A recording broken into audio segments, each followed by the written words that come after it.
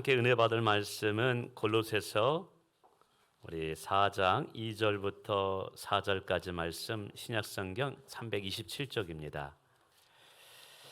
제가 봉독하겠습니다. 화면을 함께 보셔도 좋겠습니다. 기도를 계속하고 기도에 감사함으로 깨어 있으라. 또한 우리를 위하여 기도하되 하나님이 전도할 문을 우리에게 열어주사 그리스도의 비밀을 말하게 하시기를 구하라. 내가 이 일 때문에 매임을 당하였노라. 그리하면 내가 마땅히 할 말로써 이 비밀을 나타내리라. 아멘. 우리 옆에 분과 인사하겠습니다. 잘 오셨습니다. 환영합니다. 잘 오셨습니다. 환영합니다. 아멘. 예. 우리 목자분들께 부탁을 좀 드리면 목장 모임할 때 이제 오늘부터는 꼭 목장 시트지 주보에 나와 있는 인도지를 참조하셔서 꼭 해주시기 부탁드립니다. 왜냐하면 이제 전도에 관한 우리가 목자들이 해야 할 일이 있기 때문이고요. 그리고 두 번째는 오늘 목장 모임을 하면서 나눌 말씀이 사실은 어제 설교 준비를 다 해놨어요. 근데 제가 마음에 안 드는 거예요. 그래서 오늘 아침에 설교 내용을 정보적으로 좀 수정을 했습니다. 그래서 오늘 말씀을 잘 들으시기 부탁드리고, 그래도 그 목장 시트제를 가지고 하면 충분히 잘 될 수 있을 거라고 봅니다. 저는 하나님을 굉장히 사랑합니다. 그래서 그 하나님의 사랑으로 제 삶이 얼마나 기쁨과 풍성함이 넘치는지 몰라요. 제가 목회하는 이유도 저를 사랑하셨던 그 하나님을 많은 분들에게 알려주고 싶어서 그래요. 하나님을 사랑하는 것이 우리의 인생에 얼마나 큰 행복을 주는지, 얼마나 큰 축복을 주는지를 좀 많은 사람들이 알았으면 좋겠습니다. 이런 생각을 해보면서 이런 질문을 던져봤어요. 신앙생활을 한다는 게 무엇일까? 여러분 어떻게 생각하세요? 신앙생활을 한다는 것. 어떻게 보면 쉬운 질문인 것 같지만 그런 또 어려운 질문이에요. 그러나 이것은 저는 본질적인 질문이라고 생각합니다. 당연한 것. 그러나 그 당연한 것을 당연한 것으로 여기지 않고 우리는 계속해서 질문을 해야 됩니다. 우리가 과연 올바른 방향으로 살아가고 있는가? 우리가 올바르게 신앙생활하고 있는가를 점검해야 되는 것이죠. 누군가가 저에게 목사님 도대체 신앙생활이라는 게 뭐예요? 그냥 교회 나와서 예배 드리는 게 신앙생활인가요? 헌금 드리고 기도하는 게 신앙생활인가요? 라고 질문한다면 저는 이렇게 대답해 드리고 싶어요. 우선 하나님의 사랑을 깊이 깨닫는 거예요. 하나님이 나를 얼마나 사랑하는지를 내가 먼저 깨달아야 돼요. 두 번째는 그 하나님의 사랑을 내 마음에 담는 거예요. 그리고 세 번째는 그 담겨진 하나님의 사랑을 통해서 나도 하나님을 사랑하는 거예요. 그리고 하나님의 그 사랑의 능력으로 내 주변의 이웃들을 사랑하고 섬기고 용서하는 것. 이게 신앙생활이에요. 우리는 이것을 통해서 여러분이 좀 기억해야 될 것은 종교활동과 신앙생활은 다르다라는 것을 설명드리고 싶어요. 남자들이 군에 가면 주일마다 종교활동을 한다고 합니다. 근데 여러분, 군인들만 종교활동하는 게 아니라 오늘 혹시 이곳에서도 종교활동을 하기 위해서 나오신 분은 없는가라는 좀 우려가 있습니다. 오늘 우리는 종교활동을 하면 안 되고 제대로 된 신앙생활을 해야 된다는 것이죠. 그럼 그 차이가 뭐냐? 이런 거예요. 첫째로는 내가 하나님 앞에 기도해요. 성경도 읽어요. 그리고 예배에도 참석해요. 봉사도 해요. 참 귀하죠. 근데 이것을 신앙생활의 전부라고 생각한다면 종교생활, 종교활동으로 전락할 위험이 굉장히 많습니다.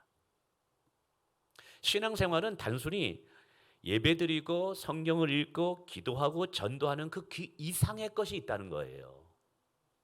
그럼 그 이상이 뭐냐 하면 바로 하나님을 사랑하는 마음이 있어야 돼요. 성경에 보면 하나님 사랑하지 않고도 얼마든지 예배할 수 있었대요. 그게 이스라엘 바리새인들이에요. 하나님을 사랑하지도 않고 얼마든지 구제할 수 있고 전도할 수 있어요. 근데 하나님이 우리에게 보시는 것은 뭐냐면 우리 마음의 중심이에요. 마음의 중심이라는 것은 내가 어떤 행동을 하고 선택을 할 때 그 마음의 동기가 뭐냐는 거예요. 마음의 이유가 뭐냐는 거예요. 오늘 우리가 예배하러 나왔어요. 근데 하나님을 사랑하지 않고 우리는 얼마든지 하나님 예배할 수 있어요. 그러면 뭐가 되냐면 이게 종교 활동이 되는 거예요. 여러분 오늘 하나님을 예배하러 나왔을 때 어떤 마음을 가지고 있는가요?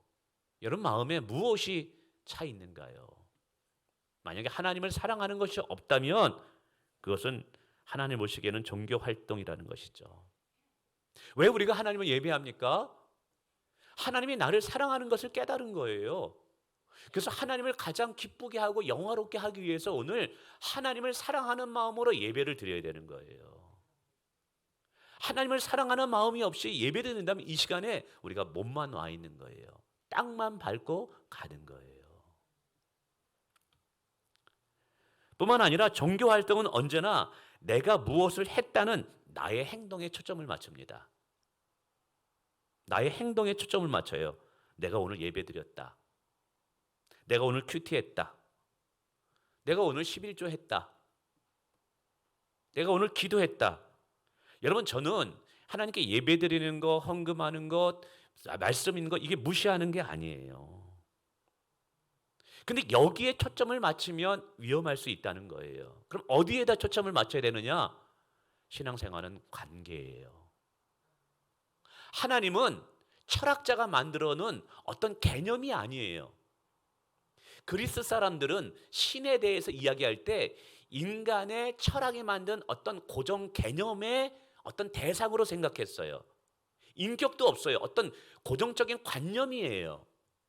근데 하나님은요, 사람이 만들어 놓은 개념이 아니라니까요. 오늘도 실제하는 살아계신 우리와 인격적인 교제를 나눌 수 있는 인격체가 우리 하나님이에요.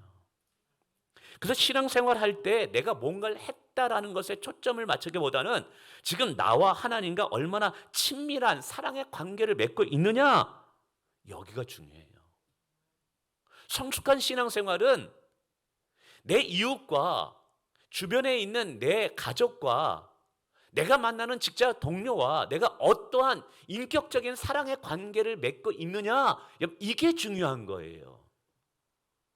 이런 사랑의 인격적인 관계가 주어진 바탕 위에 우리의 예배와 우리의 기도와 성경 있는 것이 쌓여져 있어야 돼요. 그래야지만 그게 가치가 있다라는 것이죠. 여러분 종교 활동은 언제나 나에게 초점이 맞춰져 있어요. 그래서 여러분 이 종교 활동을 하게 되면 여전히 마음은 허전합니다. 삶의 변화나 인격적인 성품의 변화가 잘 일어나지를 않아요.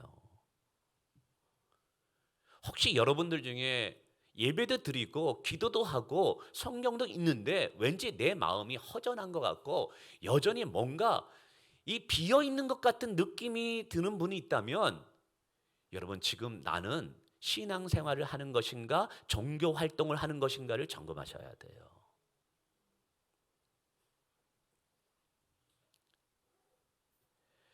성경 속에서는 우리가 참된 신앙생활을 하면 하나님이 주시는 부유함과 풍성함을 누린대요. 평안함을 누린대요. 여러분 내면에는 기쁨이 있나요? 여러분 내면에는 하나님이 주시는 풍성함의 은혜가 있는가요? 누가 뭐래도 환경과 상황과 상관없이 내 안에 큰 기쁨이 내 안에 차지하고 있느냐 이 말인 것이죠. 내면의 풍성함은요, 하나님과 뜨거운 사랑의 관계를 유지할 때 주어질 수 있어요. 혹시 여러분 젊은 시절에 누군가와 연애를 해보신 경험 있으시겠죠? 결혼하기 위해서 첫사랑을 했던 내 아내와의 관계. 그때 그 사랑하게 될 때 그 사랑이 내 안에 들어왔을 때 내가 얼마나 행복했어요. 연애할 때 뭐 한강 2시간, 3시간 걸어도 다리가 안 아픕니다. 어? 그냥 별로 먹지 않았는데도 굉장히 배부르고요. 그래서 이러잖아요. 요즘 청년들이 얼굴이 밝아졌어. 그러면 질문합니다. 누구 좋아해? 누구 사랑해? 이렇게 묻습니다. 사랑하는 사람은요, 얼굴의 표정이 달라요. 그 표정은 마음의 거울이에요. 그 마음의 행복함과 부유함과 풍성함이 얼굴로 표현되는 것이죠. 근데 생각해 보세요. 사람과 사랑함에도 불구하고 그렇게 마음의 풍성함을 준다면 완전한 하나님과 사랑의 관계를 맺고 있고 그 친밀함을 내가 지금 경험하고 있다면 내 내면 안에 영혼 안에 주어지는 풍성함은 비교할 수 없을 거예요. 여러분, 우리는 어디에다 초점을 맞추고 신앙생활 하는가를 잘 기억하셔야 돼요. 내가 오늘 예배 드렸다. 아, 나 오늘 신앙생활 잘하고 있다. 나 오늘 성경 읽었어. 나 신앙생활 잘하고 있다. 여기서 만족하지 않으면 안 되고요. 물론 그거는 하면 좋죠. 그러나 더 중요한 것은 뭐냐면 그 밑바닥에 하나님을 사랑하는 마음이 있는가를 점검하셔야 돼요. 할렐루야. 예, 예. 여러분, 종교 활동은 철저하게 나에게 초점을 맞춘다고 얘기했어요. 근데 나에게 초점을 맞추는 이유는 뭐냐면 내가 하는 모든 종교 행위에 대하여 내가 보상을 받고자 하는 마음이 있기 때문에 그래요. 나 헌금했어. 나 예배 드렸어. 기도했어. 그러니까 하나님께서 나는 이런 복을 주셔야 돼. 그러니까 종교 활동은 결국 나를 유익하게 하고 내가 뭔가 보상을 받아서 내가 복을 받기 위함이 굉장히 강해요. 그래서 이런 사람들은 내가 복을 받아도 은혜인 것을 잊어버리고 내가 잘나서 복을 받았다. 결국 나의 행위와 나의 자랑을 드러낸 나의 의의가 나타나요. 그리고 하나님이 잘 대해주지 않잖아요. 내가 기도했는데 안 됐잖아요. 헌금했는데 하나님이 자녀의 길을 열어주지 않았잖아요. 그럼 하나님께 굉장히 섭섭하게 됩니다. 이유가 뭐예요? 초점을 나에게 맞추고 있기 때문에 그래요. 종교 활동은 철저하게 보상의 심리로 내가 뭔가 이익을 얻기 위해서 하나님을 찾습니다. 근데 신앙생활은 달라요. 하나님과의 관계에서 하나님이 나를 얼마나 사랑하는가를 깨닫기 때문에 내가 그 사랑으로 인해서 하나님을 더 사랑하기를 원해요. 그래서 하나님의 사랑을 더 알고 싶어서 하나님의 말씀을 공부해요. 성경을 공부하는 이유는 하나님이 나를 얼마나 더 사랑하는가를 더 알고 싶고 내가 사랑하는 하나님을 더 깊이 깨닫고 싶어서 하나님의 말씀을 보는 거예요. 그래서 하나님을 사랑을 알고 하나님을 사랑하면 사랑할수록 내게 얼마나 풍성함을 주는 것을 깨닫게 돼요. 그래서 하나님을 사랑하는 자는요 이제 나의 유익을 구하지 않아요. 나의 이익이 먼저이지 않아요. 내가 사랑하는 하나님을 영화롭게 할 수만 있다면 그것이 나에게 큰 기쁨이 돼요. 그래서 하나님을 영화롭게 하고 하나님을 기뻐하는 것이 내게 큰 즐거움이 됩니다. 바울사도 그렇죠. 죽으나 사나 내 안에서 그리스도가 존귀케 되기를 원한다라고 말하는 것이에요. 그래서 하나님을 사랑하는 자들에게 있어서는 하나님을 기뻐하는 것이 내 영혼에 큰 기쁨을 줍니다. 그래서 어떤 대가, 어떤 보상을 받기 위해서 하는 게 아닌 거예요. 이게 이유는 하나예요. 하나님이 너무 좋으니까, 하나님을 사랑하니까. 그래서 하나님을 사랑하는 자에게는 크게 두 가지의 이제 특징이 나타나는데 뭐냐면 어떻게든지 하나님을 영화롭게 하고 싶어요. 하나님의 영광에 대한 목마름이 있어요. 하나님, 제가 제 인생에서 하나님을 기쁘시게 할 수 있다면 얼마나 좋을까요? 제가 하나님의 영광을 볼 수 있다면 제 인생에 큰 기쁨이 되겠습니다. 하나님을 영화롭게 하고자 하는 마음이 안에서부터 굉장히 솟구쳐 올라옵니다. 그리고 하나님을 영화롭게 하고자 하는 일을 나 혼자 하는 것이 아니라 하나님과 함께 하기를 원한다는 사실이에요. 아멘. 두 가지입니다. 하나님을 사랑하는 자는 하나님을 기쁘시게 하고자 하고 그 일을 하나님과 함께 하고자 한다는 것이죠. 여러분, 우리 영혼의 갈증과 목마름의 해소는요, 하나님의 사랑이 내 안에 들어와야 돼요. 그리고 하나님을 사랑해야 돼요. 하나님을 사랑하면, 그러니까 하나님의 사랑을 깨달으면 굉장한 안정감을 누립니다. 여러분, 어린 아이들이 자랄 때 정서불안 아이들이 있어요. 왜 그런 줄 아세요? 심리학자가 말합니다. 부모의 사랑을 깨닫지 못하고 받지 못했기 때문이라는 거예요. 부모의 사랑을 받으면 굉장한 안정감이 있습니다. 오늘 우리의 영혼도 하나님 아버지의 사랑을 깊이 깨달으면 두렵지 않습니다.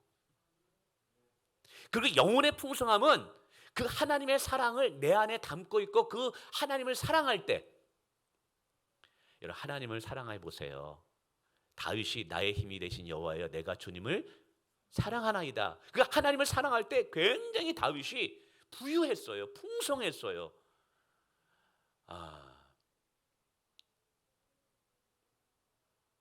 저는 그렇게 부유한 목회자는 아니에요. 그런데 굉장히 마음은 부유합니다. 이게 어디서 오느냐? 하나님을 사랑하면서 와요. 저는 행복한 목사예요. 이 행복함이 어디서 오느냐? 하나님을 사랑하면서 오더라고요. 그리고 이제 내 영혼에 만족이 있거든요. 여러분, 욕심된 것을 내가 얻는다고 취한다고 해서 내 영혼이 만족을 누리나요? 그러면 뭐 재벌들은 다 만족하게 해요? 잠시 동안의 만족이지만 진짜 만족은요, 하나님의 사랑으로 누군가를 사랑하고 섬길 때 만족이 와요. 어떤 분들은 계속 나눠줘요. 베풀어요. 왜 베푸니? 베푸는 게 행복하다는 거예요. 그래요. 하나님의 사랑을 깨닫고 그 사랑으로 누군가를 섬기고 나누어 줄 때 그게 우리 영혼에 큰 기쁨을 줍니다. 만족을 줍니다. 여러분, 그래서 오늘 우리 신앙생활이 계속 교회 다니는데 기도하는데도 내 영혼에 뭔가 허한 것이 있고 목마름이 있고 뭔가 아닌 것 같은데, 에이, 교회 다녀봤자 아무 소용없구나, 교회 다녀봤자 뭐 똑같네. 이유가 뭘까요? 하나님의 사랑이 들어오지 않은 거예요. 우리는 이런 거를 종교 활동을 한다고 얘기하고 있는 거예요. 오늘 혹시 여러분 교회 올 때 종교 활동하러 오셨으면 하나님 만나시기 바랍니다. 하나님의 사랑으로 충만하기를 원합니다. 자, 그러면 하나님이 기뻐하는 것이 뭐냐? 이걸 하기를 원하는데, 그게 저는 여러 가지가 있지만 영혼을 구원하는 일이라고 생각해요. 영혼을 구원하는 것, 한 영혼을 구원하여서 하나님의 자녀로 만드는 것. 왜냐하면 하나님께서 한 영혼이 구원받는 것, 이걸 너무 기뻐하거든요. 한 영혼이 천하보다 귀하대요. 하나님은 한 영혼이 지옥으로 떨어져 가는 것, 그걸 기뻐하지 않으셔요. 그의 아들을 이 땅에 보내셔서 십자가를 지시면서까지 그 고통과 죽임을 아들에게 허락한 이유가 뭐예요? 오늘 저와 여러분을 구원하기 위해서예요. 이처럼 하나님은 한 영혼이 구원받아서 하나님의 자녀가 되는 것을 너무너무 좋아한다는 거예요. 사랑하면 사랑하는 그분이 하는 것을 나도 하길 원해요. 그게 영혼 구원이에요. 성경의 이야기를 우리는 구원의 역사, 구속사라고 말합니다. 좀 어려운 말인데, 이 성경이 창세기부터 요한계시록까지 쭉 써 있거든요. 근데 이 이야기에 뚫고 있는 핵심은 뭐냐면, 아담과 하와가 죄로 인해서 인간이 죄로 말미암아 심판, 멸망을 받습니다. 하나님은 그것을 보지 못하셔서 어떻게 해서든지 한 영혼이라도 죄에서 구원받고 지옥 가는 영혼을 천국 가게 하고 싶어서 수많은 사람들을 선택한 이야기예요. 아브라함을 선택하고 모세를 선택하고 다윗을 선택하고 예수님을 이 땅에 보내셔서 십자가를 지게 하시고 부활케 하시고 오늘 우리에게 교회를 주시고 성령을 부어주신 이유가 뭐냐? 궁극적으로 한 영혼이라도 구원하기 위함이에요. 그래서 이 영혼을 구원해서 하나님의 자녀로 삼게 하는 것은 하나님이 너무너무 기뻐한다라는 것이죠. 우리가 5월 14일 날 행복한 축제를 통해서 주변에 아직 하나님을 알지 못하는 분들을 교회로 초청해서 우리 최성규 집사님이라는 귀한 분을 모시고 간증을 듣습니다.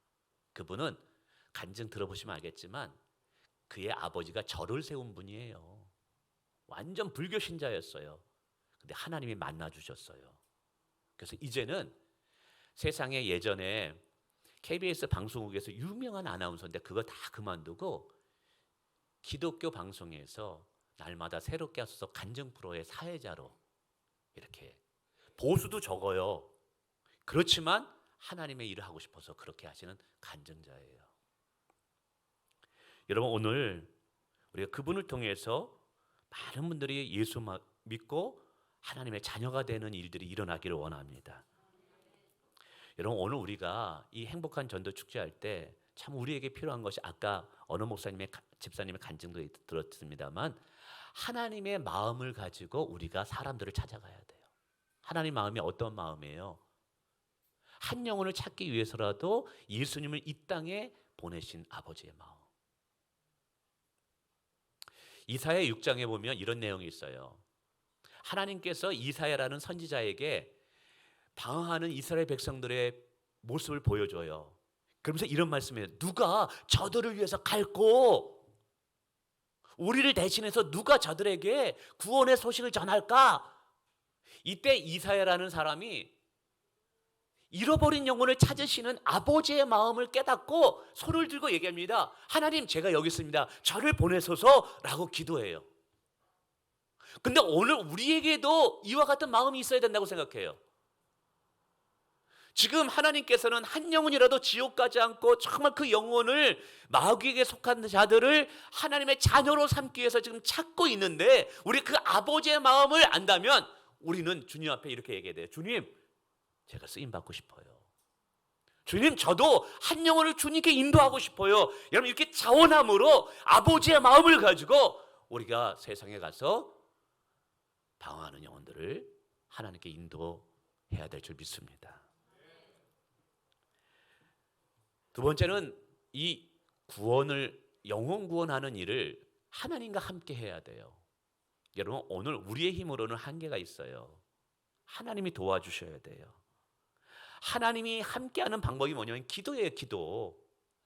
기도라는 것은 여러분 어떤 사람은 나 기도 좀 잘하고 싶어요. 여러분 기도가 아주 달변가의 말로서 막 멋진 말로서 화려하게 하는 게 기도가 잘하는 게 아니에요. 기도를 잘한다는 것은 정말 하나님을 필요하기 때문에 내 마음의 중심을 다해서 하나님 함께 해주십시오라는 간절한 마음이 들어있으면 그게 진짜 기도인 거예요. 하나님 도와주세요. 하나님 나의 힘으로는 안 돼요. 하나님이 도와주시면 됩니다. 내게는 하나님이 필요합니다. 하나님 내가 저 영혼 우리 남편 구원하고 싶어요. 이게 단순하지만 내 마음에 끓어오르는 아버지의 마음으로 기도하는 것 이게 기도를 잘하는 거예요. 여러분 그럴 때 어떤 일이 일어나느냐? 첫째로 기도할 때 하나님이 도우십니다. 여러분 기도할 때 하나님이 도우십니다. 할렐루야. 모세라는 사람이 이스라엘 백성을 이끌고 홍해 앞에 섰을 때 앞에 바다가 있으니까 이거 큰일 난 거예요. 뒤에는 자기를 죽이려고 수많은 애굽의 군대가 쳐들어오니까 이때 모세가 한 일이 뭐냐면 지팡이를 들고 하나님 앞에 외칩니다. 이 외친다는 게 기도하는 거예요. 모세가 기도하니까 하나님이 그를 도와주시고 이런 홍해가 갈라지잖아요. 모세가 강야로 들어갔을 때 아말렉과 싸움입니다. 이 싸움에서 이길 수 없어요. 그러니까 하나님께 도움을 구합니다. 그래서 여러분 산 정상에 올라가서 두 손을 들고 간절히 기도합니다. 이렇게 간절히 기도하자 하나님이 도와주시잖아요. 히스기야 왕이 병에 들었어요. 이 죽게 생긴 거예요. 그래서 하나님 앞에 간절히 기도합니다. 그러니까 하나님께서 생명을 연장해 주시잖아요. 우리가 신약 성경에 보면 예수님께 나와서 응답받은 사람들은 다 뭐예요? 다 안진뱅이, 눈이 먼 사람, 벙어리, 거린들 정말 보잘것없는 사람들이 그러나 그들은 예수님 나 좀 불쌍히 여기소서 간절히 기도할 때 하나님이 그들의 인생에 복을 내려주시잖아요. 저는 우리가 기도할 때 하나님이 도우실 것 믿어요. 왜냐하면 저도 그것을 경험했어요. 저희 집은 가난한 집안이에요. 6남매 시골에서 농사해서 아버님이 저희를 키웠어요. 근데 농사해가지고 여러분 키울 수 있겠어요? 저희 형님이 이제 의사로 연세대 의대를 들어갔어요. 그랬더니까 잘난 놈만 키우겠다 해가지고 땅 팔고 소 팔고 해가지고 의사 한 명 만들겠다고 다 거기다 올인한 거예요. 그러니까 그 막내인 저는 아버지부터 받을 게 없는 거예요. 대학을 들어갔는데 이게 뭐 등록금도 지원을 못 받지 아무것도 못 받는 거예요. 그때 하나님께 기도했을 때 하나님이 다 채워주시고 대학원까지 공부하게 하시고 유학까지 가게 하시도록. 여러분, 유학은요 돈과의 싸움입니다. 돈 없으면 유학 못 가요. 근데 어마어마하게 드는 돈도 하나님이 주시더라고요. 그 제가 깨달은 게 뭐냐면 기도하면 하나님이 도와주신다라는 거예요. 여러분, 문제가 있다면 걱정하지 마시고 기도하세요. 하나님이 도우셔요. 우리가 이 전도 축제도 안 된다, 할 수 없다, 어렵다 아니에요. 기도하면 하나님이 도와주실 줄 믿습니다. 그럼 어떻게 도와주냐? 오늘 성경에 말하네요. 기도할 때 전도의 문을 열어주신대요. 여러분, 기도는 전도의 문을 여는 거예요. 우리 권사님 나오셔서 기도하자 그랬잖아요. 하루에 30분씩 기도하자. 금요일 기도에 나와서 기도합시다. 또 5월 첫 주일부터는 2주 동안 특별 새벽 기도하면서 기도할 거예요. 왜 기도하냐? 기도할 때 하나님이 도우시는데 전도의 문을 열어주는 거예요. 이 전도의 문을 열어준다는 게 뭐냐면 전도할 기회와 환경을 허락한다는 거예요. 바울이라는 사람이 빌립보 지역에서 전하다가 채찍에 맞고 감옥에 갇힙니다. 그때 감옥 속에서 바울은 찬양하며 기도했습니다. 그랬더니 감옥 속에서도 복음을 전할 기회를 하나님이 주시더라는 거예요. 여러분, 오늘도 기도할 때 하나님이 전도할 기회를 주시는 줄 믿으시길 바랍니다.